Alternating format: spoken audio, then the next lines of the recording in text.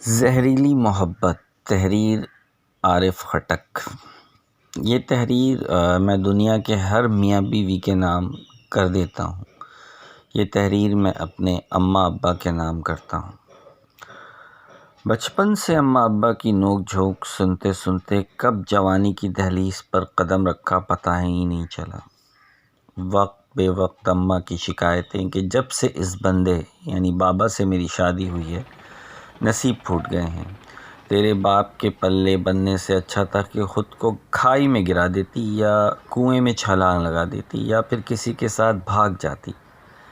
یہاں پر آ کر ابا کی برداشت ختم ہو جاتی اور اٹھ کر 2-3 تھپڑ جڑ دیتا، ساتھ میں گولی مارنے کی دھمکی بھی ہر بار دی جاتی۔ تھپڑ کھانے کے بعد اماں سسکیاں لے کر سو جاتی اور ہم بہن بھائی پوری رات یا سارا دن اس ڈر سے جاگتے رہتے کہ اماں بھاگ نہ جائے یا پھر ابا کہیں ان کی جان نہ لے لیں۔ 40 سالہ طویل رفاقت میں نہ ہم نے ابا کو مطمئن دیکھا اور نہ ہی اماں کو۔ اماں کو اپنی زندگی ضائع ہو جانے کا افسوس ہوتا تو ابا کا دکھ بھی کسی طور پر کم نہیں تھا۔ ان کو بھی اس بات کا قلق رہتا کہ کاش وہ کسی تعلیم یافتہ اور شہری لڑکی سے شادی کر لیتے، کم از کم زبان تو نہیں چلاتی ان کے آگے، وقت بے وقت اس کی زندگی جہنم تو نہیں بنتی۔ جب تک ہم غیر شادی شدہ تھے تو ہماری پوری ہمدردیاں اماں کے ساتھ ہوتی تھیں۔ شادی کے تھوڑی عرصے بعد ہمیں یہ احساس ہو گیا کہ ابا کتنے مجبور، کتنے لاچار اور کتنے بے بس تھے، ورنہ یہاں تو بات اور خواہش گولی مارنے کی دھمکیوں سے بڑھ گئی تھی۔ بیوی سمیت اس کے خاندان پر 600 کلو گرام دھماکہ خیز مواد سے بھرے ٹرک کے ساتھ خودکش دھماکے کے خیالات ہر وقت ذہن میں گردش کرتے رہتے۔ ایک دن چھٹیوں پر گاؤں آیا تو دیکھا کہ اماں کچھ بجھی سی بیٹھی ہوئی تھیں۔ پوچھا اماں کیا ہوا؟ وہ تو جیسے بھری بیٹھی تھیں، آگے سے پھٹ پڑیں۔ 2 دن سے بخار میں تپ رہی ہوں مگر تیرے ظالم باپ نے ایک اسپرین کی گولی تک کا نہیں پوچھا۔ یہ تو روز اول سے میری موت کی خواہش میں جی رہا ہے۔ ابا دوسری چارپائی پہ بیٹھے اخبار کا مطالعہ فرما رہے تھے۔ میں نے شکایتی نظروں سے انہیں دیکھا تو ابا نے منہ پھیرتے ہوئے جواب دیا، لے جاؤ اسے گاؤں کے واحد میٹرک فیل ڈاکٹر کے پاس۔ جب تک وہ اسے ہاتھ نہ لگائے تب تک تیری ماں نے ٹھیک ہونے کا نام نہیں لینا۔ اب اماں کی جوابی گولہ باری میری برداشت سے باہر ہو گئی۔ اماں نے ابا کے خاندان کے وہ گڑے مردے قبروں سے نکالے کہ میں اپنی نظروں میں شرمندہ ہو گیا کہ میری بدقسمتی کہ اتنے بے غیرت خاندان میں آنکھ کھولی۔ ایک دن میری بیوی کے ساتھ مار کٹائی ہوئی تو بیوی نے شکایت کے لیے اماں کو فون لگایا۔ اماں نے آگے سے وہ بے نقط سنائی کہ الامان، کہنے لگی اپنے باپ کا خون ہے، دوسروں کی بیٹیوں کو مارے گا نہیں تو اور کیا کرے گا؟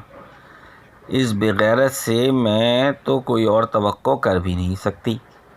بیوی تو یہ سب سن کر پرسکون ہو گئی مگر میرا سکون برباد ہو گیا کہ ساری زندگی بیوی کے سامنے اب سر جھکائے سنتا رہوں گا۔ شام کو ابا کا فون آیا، ڈرتے ڈرتے اٹھایا کہ اب وہ کیا کہیں گے۔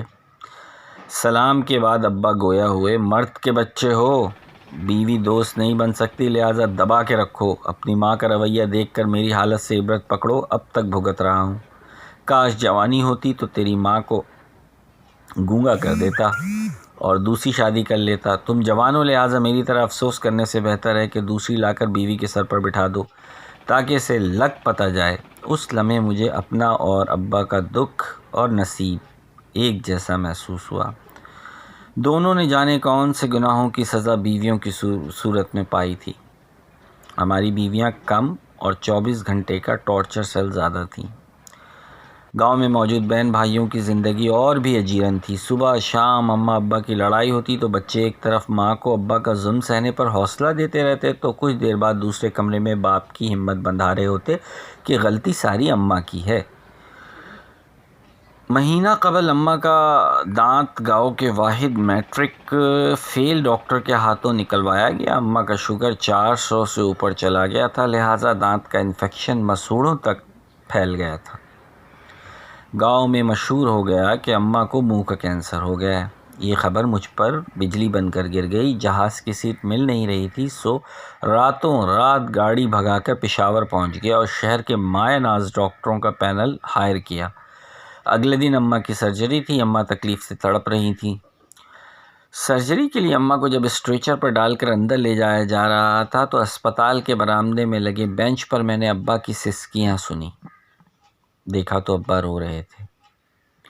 میں آگے بڑھا اور ان کو اپنی آغوش میں لے لیا۔ ابا میرے گلے لگ کر بچوں کی طرح پھوٹ پھوٹ کر رو دیے اور میں خود بھی اپنے آنسو ضبط کرتا ہوا ان کو تسلیاں دیتا رہا۔ خیر آپریشن کامیاب رہا اور اماں صحتیاب ہو کر ہسپتال سے گھر آ گئیں۔ روٹین کی زندگی گزارنے لگیں، مگر مجھے ابا کی سسکیاں اور آنسو پریشان کیے جا رہے تھے کہ ابا اماں کے لیے رو بھی سکتے ہیں۔ کچھ دن پہلے چھوٹے بھائی کا فون آیا جو اماں کا سب سے لاڈلا تھا کہ اماں نے اس سے بات چیت بند کی ہوئی ہے، لہٰذا میں نے سفارش کر کے اماں کو راضی کر لوں۔ گاؤں جب گیا تو اماں چارپائی پر لیٹی ہوئی تھیں۔ سلام کر کے چارپائی کے کونے پر ادب سے بیٹھ گیا اور بولا، اماں چھوٹے کا فون آیا تھا، آپ کس بات پر اس سے ناراض ہیں؟ معاف کر دیں اسے، وہ بارڈر پر ہے۔ اماں غصے سے اٹھ گئیں اور کہا، میں تو اپنا دودھ بھی اس کو نہ بخشوں، اتنا دل دکھایا ہے اس نے۔ میں ہل کر رہ گیا۔ وجہ پوچھی تو کہنے لگی، گھر میں ابا کو پیسوں کی ضرورت پڑ گئی تھی تو اماں نے چھوٹے کا ATM کارڈ ابا کو دے دیا کہ اکاؤنٹ سے پیسے نکال کر خرچ کر لینا۔ اگلے دن چھوٹے کا فون آیا کہ ابا کو میرے پیسے نظر آ گئے تھے، میرے اپنے بچے ہیں، میں فوج میں خطرات کا سامنا اس لیے کرتا ہوں کہ بچوں کے لیے کچھ بچا سکوں، ابا کو احساس ہی نہیں ہے۔ اماں بتا رہی تھیں اور روئے جا رہی تھیں اور کہہ رہی تھیں، ابھی تو میں زندہ ہوں اور یہ لوگ میرے شوہر کی توہین کر رہے ہیں۔ کتنی مشکلوں سے میرے شوہر نے ان کو پال پوس کر بڑا کیا۔